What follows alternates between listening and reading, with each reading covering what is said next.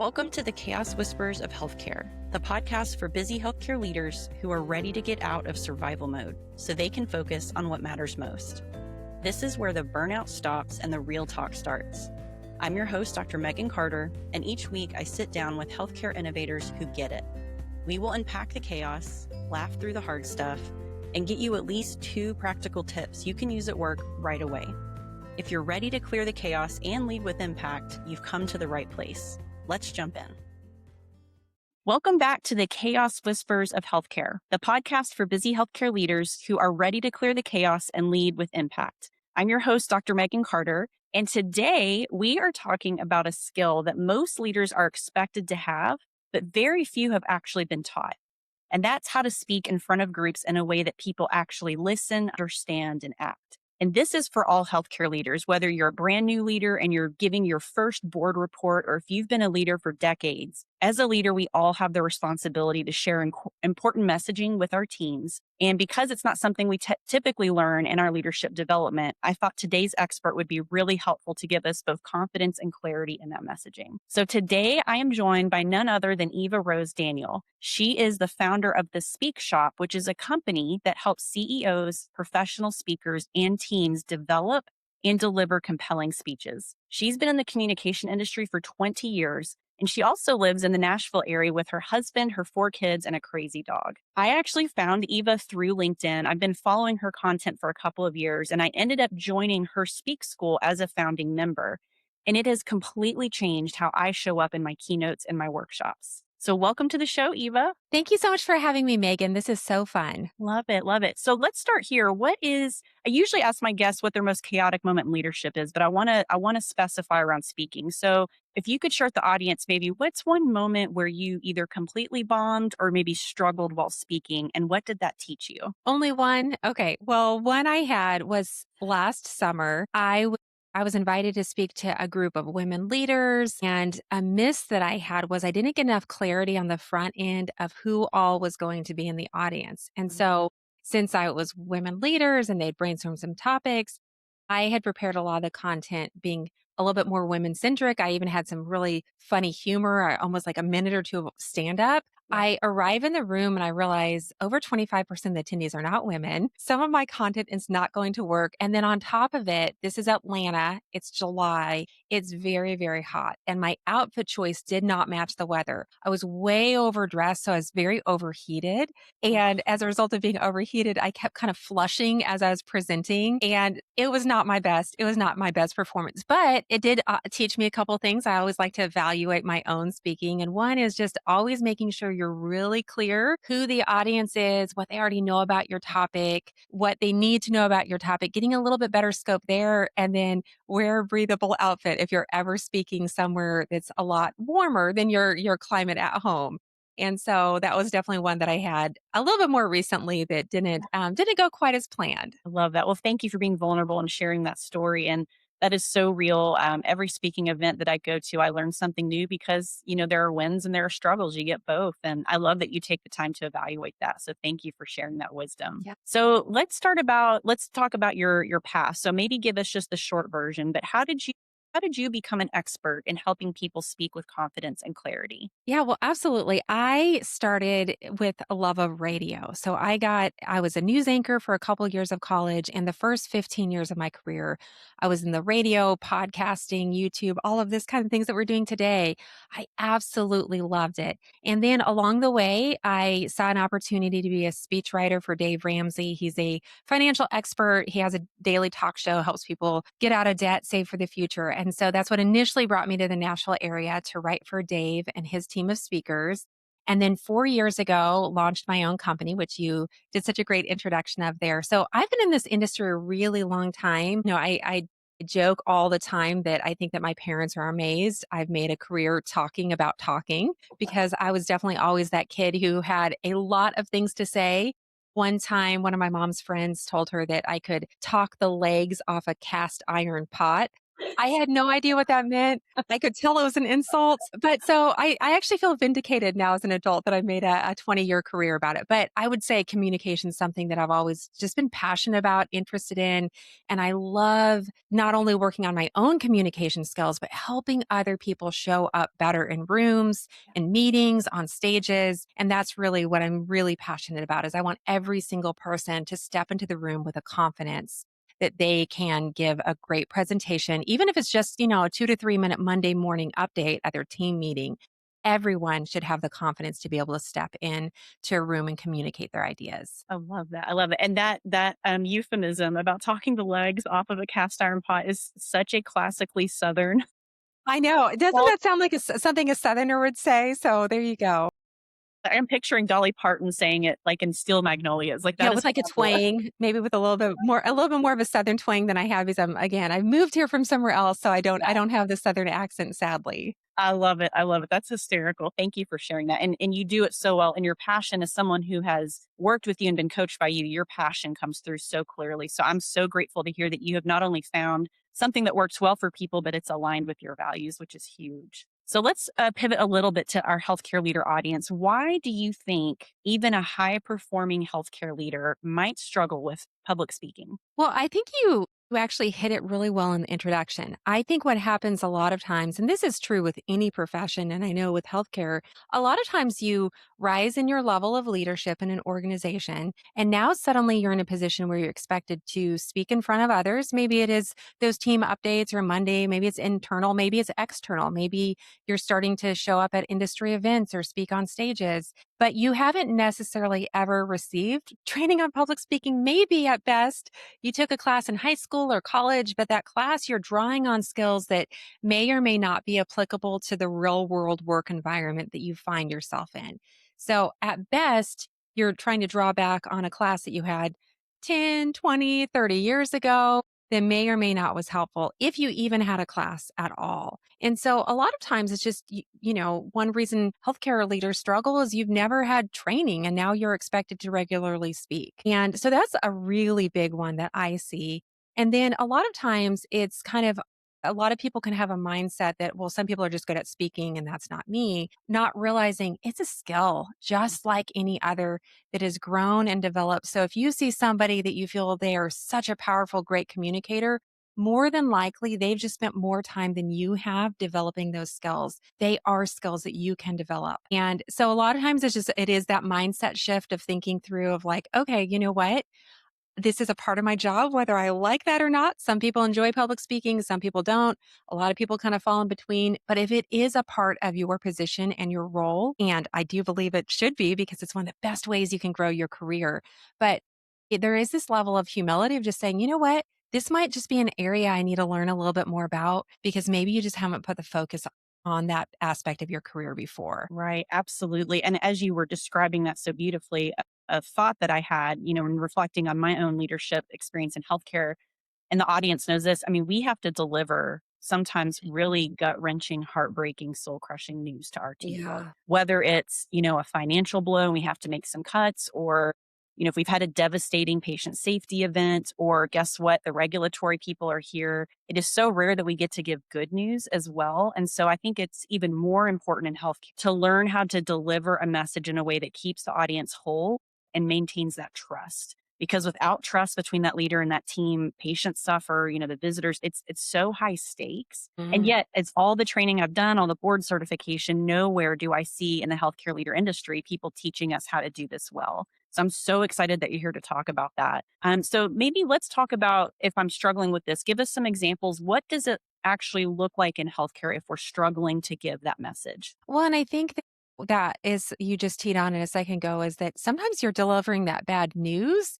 And so sometimes when you're even thinking back to your public speaking, you've had bad experiences or the stakes do feel really high. And so sometimes, there's a lot of ways that struggle show up. Sometimes it's with rambling or with filler words or just not having clarity around our thoughts, or maybe we struggle with speaking because our audience isn't very good. Sometimes, sometimes we think about ourselves as a speaker, but I always like to challenge people. How can you be a better audience member when someone else is speaking? Because sometimes we get up to speak and people are scrolling their phone or texting a colleague that's across the meeting room. So, I mean, it can show up in a lot of ways. And you've hit on it a couple times. Nerves can really impact our ability to communicate our ideas well.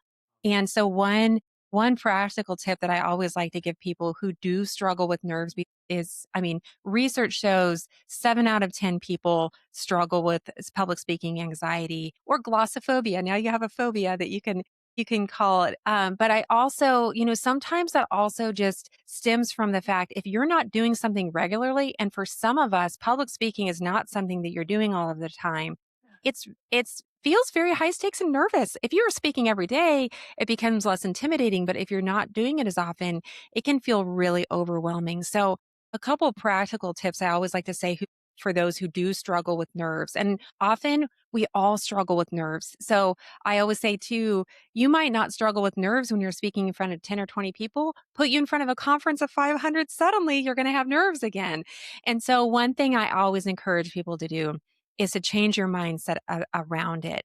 There's some really fascinating research that's done by Ethan Cross at the University of Michigan. He highlights it in his book Chatter, but it's about negative self talk. And oftentimes, when we are thinking about an experience, we're speaking to ourselves very negatively. I hope I don't get up there and bomb this presentation. I hope I don't stumble over my words. Oh, I hope my boss doesn't think I'm an idiot. And we're thinking in I statements. And so, one thing you can do, even leading up to a speaking opportunity, is to reframe those I statements into third person. It's called distanced self talk. So, instead of thinking, I hope I don't make an idiot of myself, you'd reframe that I to using that your first name. Is the type of person who shows up with confidence. Or Mhm. let's say I have the thought of, oh, I hope I don't mess up my tech again. That's a usual one for me. I always have tech challenges. Same, Even as we were getting on, I was like, "Is my mic working?" All the things. same. And so but I would reframe that to say, Eva's the type of person, even with tech challenges, she is good off the cuff. And so starting to reframe how you're thinking about yourself and how you're showing up can be one of those really big things to do. And then since rambling and rabbit trails and just trying to gain our thoughts, while we're going, a really powerful speaking technique is to pause. Give yourself a beat as you get to the front of the room, you're about ready to present. Take a pause. Don't feel that rushing need to start instantly talking before you're even settled into the spot. Just ground yourself in the moment. Pause before you open up your mouth to answer your first, the first thing that you're going to say. I love that. That's so powerful. And when I think about the cost of poor communication or public speaking at the healthcare leadership level, I think about, again, we talked about the risk of trust between the leader and the team, their credibility. But the worst thing that can happen is we're either misaligned in the message. So I've seen Mhm. examples where CEOs do this really well, and I've seen some that struggle with it. They sort of give this presentation and they throw a lot of information. They don't really pause to check for understanding. It's not two-way dialogue. The meeting's over.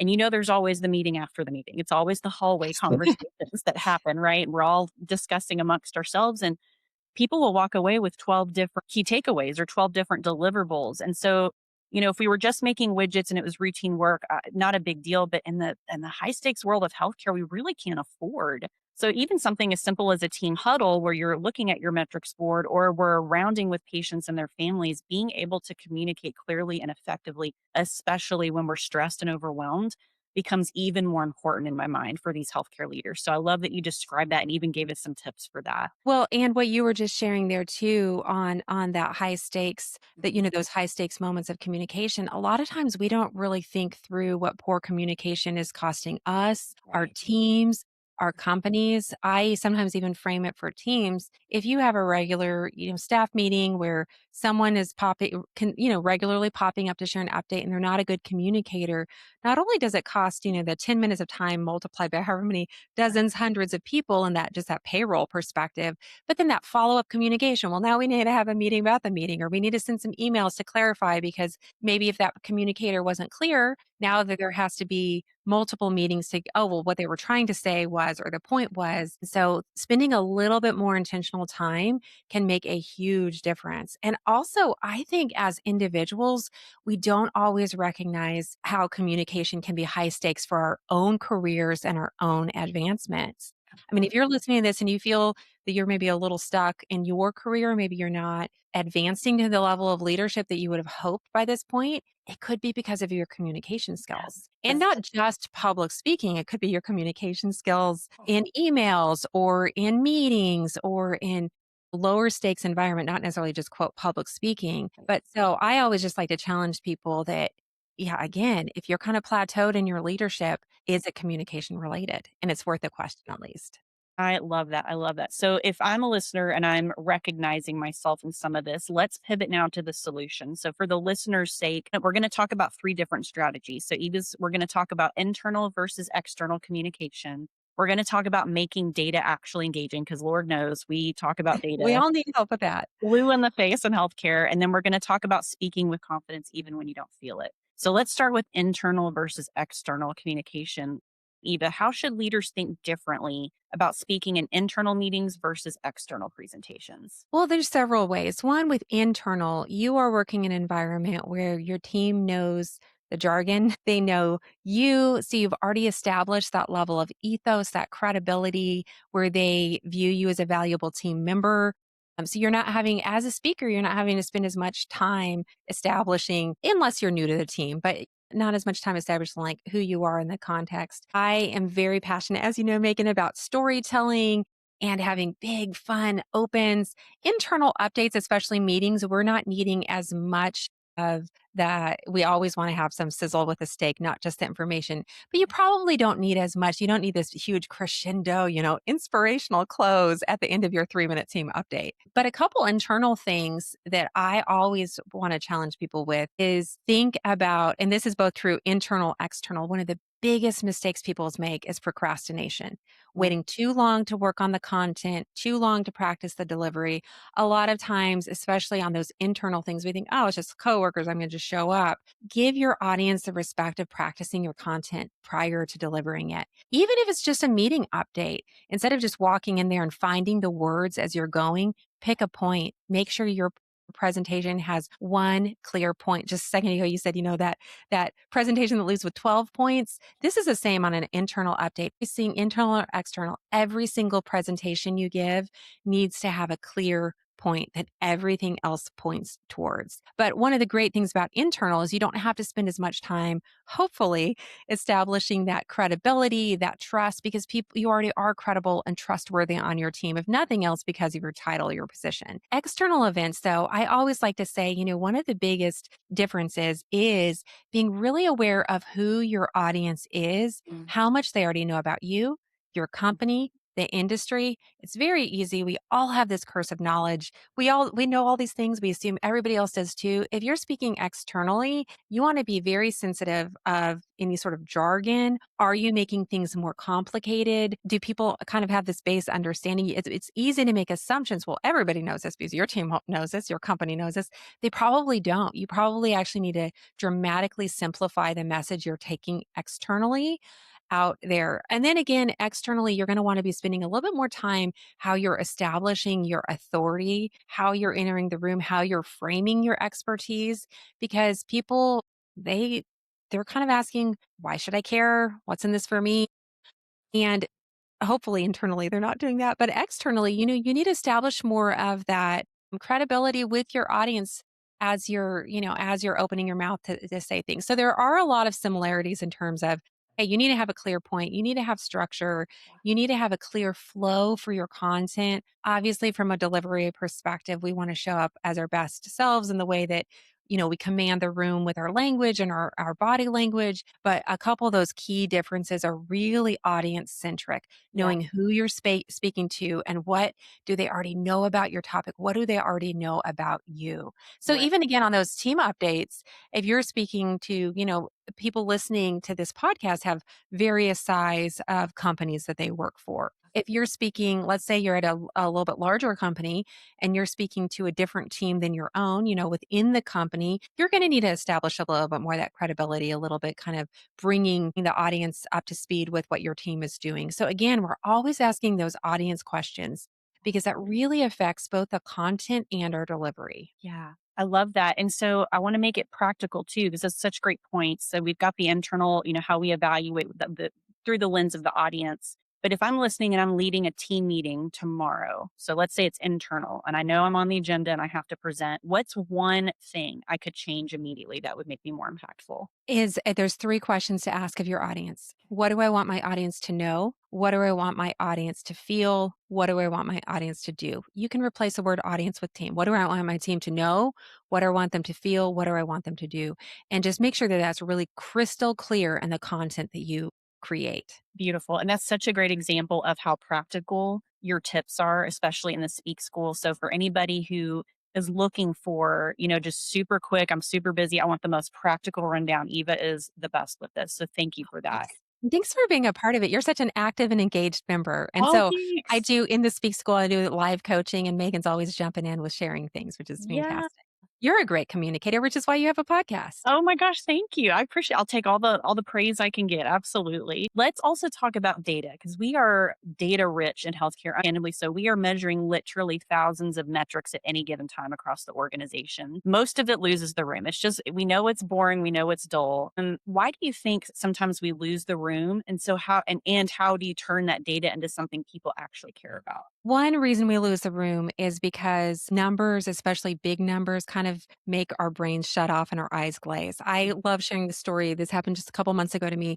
I picked up my preschooler. I have 4 kids and my youngest is 4. I don't pick him up from preschool a lot because I'm a working mom. I work a lot.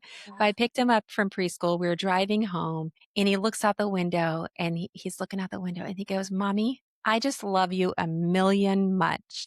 And it Oh, was so cute, so so cute, nice. because I knew that a million much was the biggest number that my 4-year-old could comprehend. Oh, The problem is, though, in our presentations, a lot of people share million much numbers where we don't really know what that means. And there's a fantastic book by Chip Heath and Carla Starr called Making Numbers Count. So, for anybody in the healthcare space who regularly communicates numbers, that book is fantastic. One thing they highlight in that book is that overall, our brains can only hold on to 3, like we can count up to about 5. And then after that, it just becomes a lot. mm, And so within that, but sometimes let's face the reality, a lot of times we do need to show graphs, data, charts, trends, all of those things. But I always say that numbers tell stories too. So when you are looking at a slide that you have that maybe does have a lot of numbers, what is one number on that was startling to you, that was mm, surprising to you? How can you pull out one number or in your presentation, 2 or 3 numbers? So you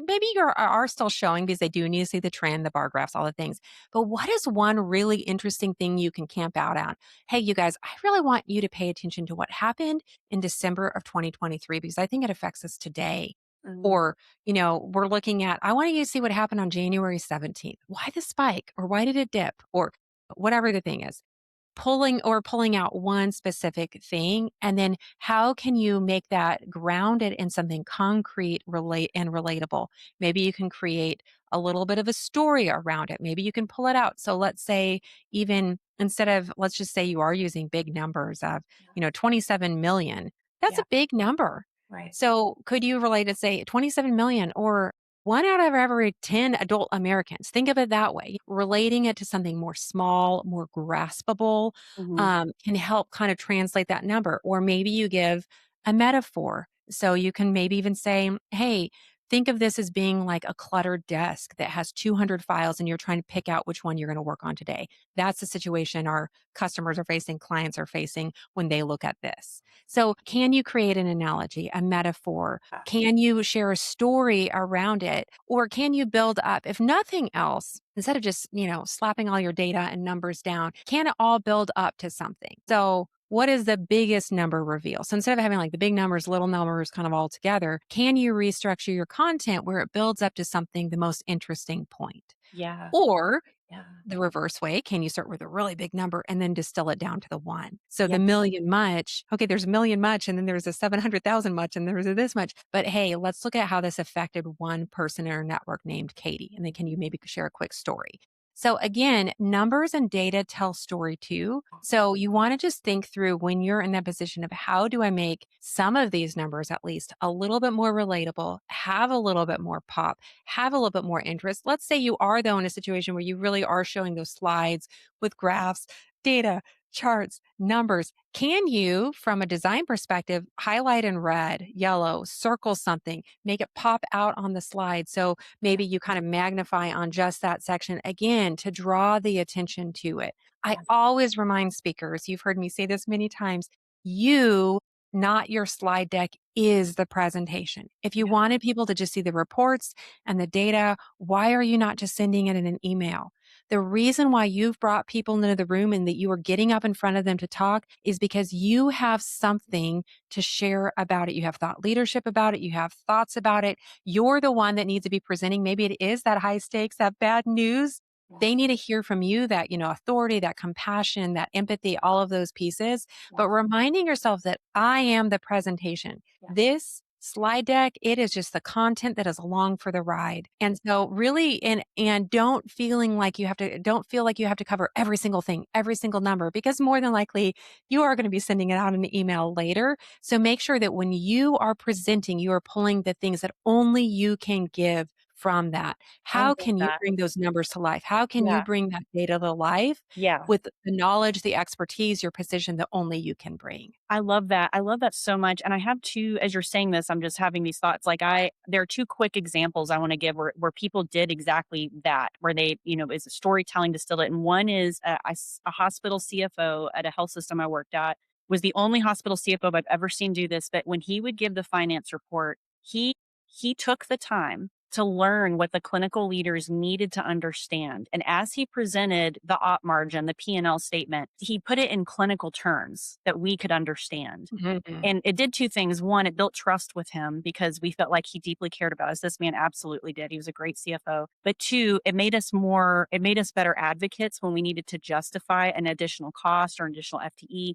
It actually helped train the room. And the other example I like to give is you said the data tells a story. I've seen a lot of Mhm. hospitals do this. I adopted this when I was a critical care director. Instead of just showing the numbers on how many infections we've given people, whether that's through, we call them CODIs and CLAPSIs, central line or catheter infections. Instead of just showing numbers, I actually put patient names and background story on some of them. I personalized it. So we gave I'm just making this up. We gave Mrs. Smith, an 88-year-old female, a central line infection. She happens to be a grandmother of four. She lives in wherever, and she was here for 32 days. So we knew she was high risk. Here are the steps we missed. Here's why she had the infection. Here's how it impacted her life. That sounds really harsh, but what was interesting is those critical care nurses immediately saw it as a person instead of a number. And I'm not kidding when I tell you they got so passionate about it. We eliminated those infections 2 years in a row, which was almost unheard of. And I really credit that back to the storytelling. It's not just the data, we put a human face to it.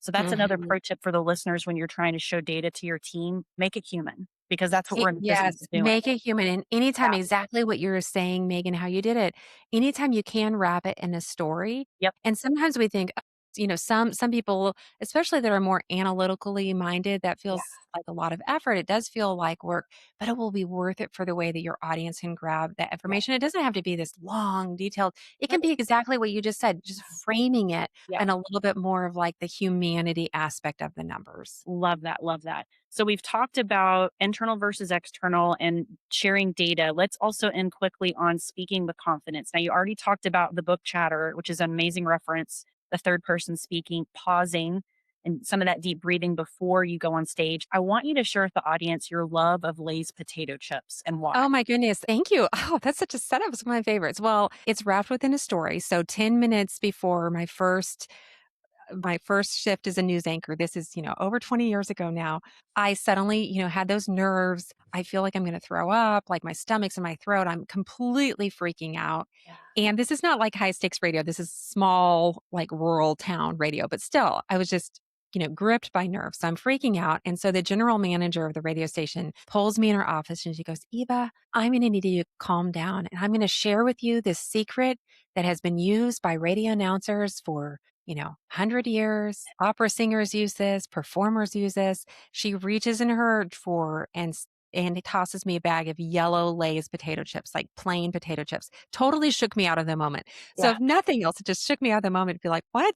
But really, It's true. The salt eats away at the phlegm in your throat, the oil lubricates your throat, and the grease settles your stomach. So I've been sharing this story for years. I live here in the Nashville area, and I've since in the last couple of years had it confirmed by two people that this is a very common thing that performers do before they eat. Is some people even French fries, potato chips. The concept is the same of that salty potato snack. So there Yeah. you go. That's just one fun tip before you get speaking. But another confidence booster, I kind of mentioned it a moment ago about making sure you're settled before you open your mouth, but grounding yourself in the Yeah. first minute can be such a powerful thing. So what I mean by grounding yourself, you walk to the front of the conference room, the stage, wherever you are, and you plant your feet shoulder width apart, you drop your shoulders, you open up your arms, you make eye contact with someone, you smile, and you say that first line. And Mm. for that first minute, just stay in one spot. You might be a speaker who loves to move and have energy. I know I do as well. But physically grounding yourself in that first 30 seconds to a minute can calm your nerves, but it also is more commanding to your room. You look confident, you look in control. Another big one is making good eye contact. A lot of research has been done about eye contact, and it's called the leadership gaze. CEOs consistently make eye contact 60 to 70% of the time, where the rest of us often only make it 30 to 40% of the time. The concept for speaking is this: not only are you making eye contact, but you are consciously, I'm going to hold one full thought with this person before I shift over to the next person, and I hold that full thought with that person before I'm going over here Mm. and sharing a thought. Having better eye contact can really it can help with your own confidence because Yeah. you feel like, and look for the friendly face, start with the friendly face as well. But those things can make a big difference. But a really big one, and I always sound as a speech coach like I'm harping on it, but is practice. Mm. Practice your content in front of a real person prior to delivering it in front of a group. I can't tell you how many even professional speakers I have worked with that make hundreds of thousands of dollars a year speaking who aren't in the habit of regularly practicing. Mm. Your first time delivering content should not be in front of the audience. Yeah. Whether that looks like pulling a couple coworkers, a few days before to say, "Hey, I'm really nervous about this presentation I'm giving next Thursday. Can I just run it through you?" Yeah. Minimum running it through your spouse, Yeah. total bare minimum running it through out loud in front of your mirror. Yeah. That's But very. ideally, you're going to practice in front of other people for feedback prior to delivering it. This can be especially helpful. Let's just go back to your CFO example you gave a minute ago. He was so good at relating it. Well, let's just say that you are speaking to a team. You're kind of like in that CFO role where you're speaking to a team that's a little bit different aspect of the business, well, maybe pull somebody, one or two people from that team prior to delivering it to the larger team and say, "Hey, I'm trying to relate this really well to your team. Could I just run it by you to see if you feel like it fits?"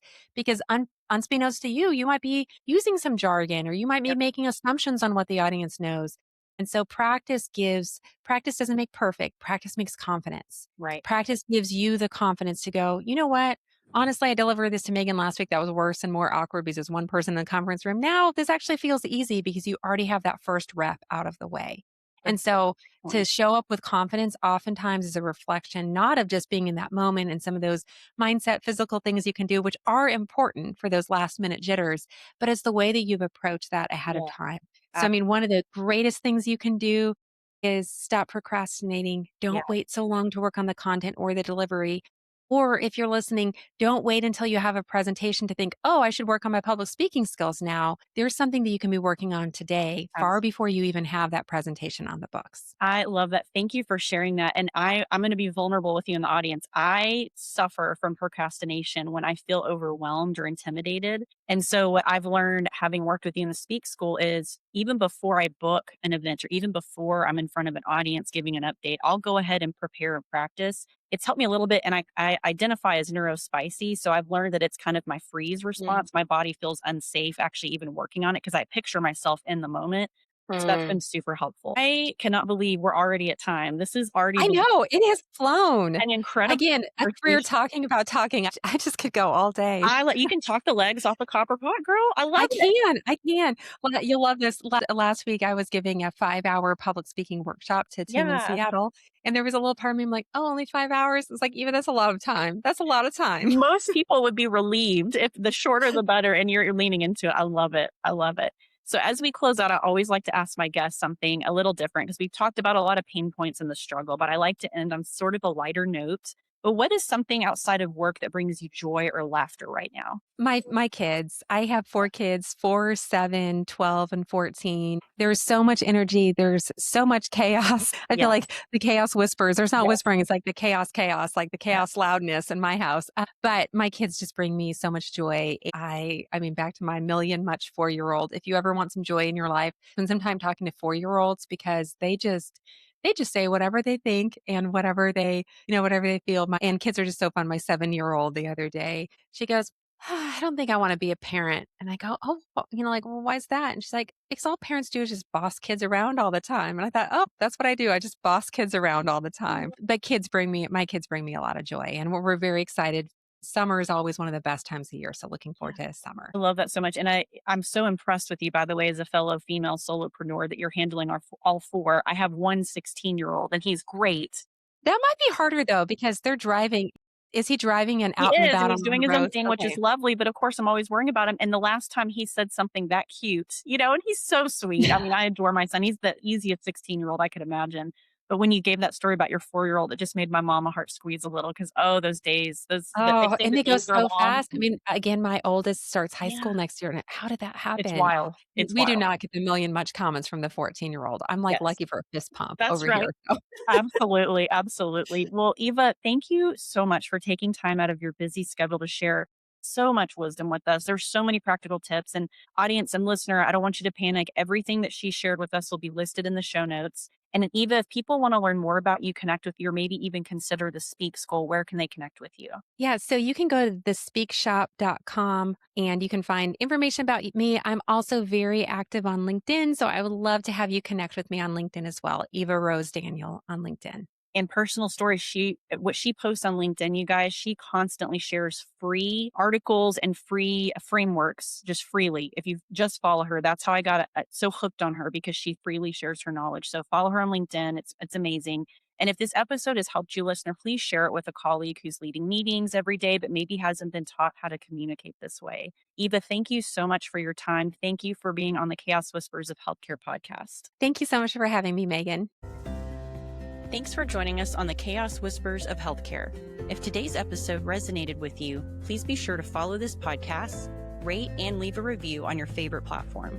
I'm Dr. Megan Carter, and I will be back next week with more real talk, fresh strategies, and guests who are redefining what it means to lead with impact. Want to keep the conversation going? Be sure to connect with me on LinkedIn and download free tools and resources from my website. Both links are in the show notes.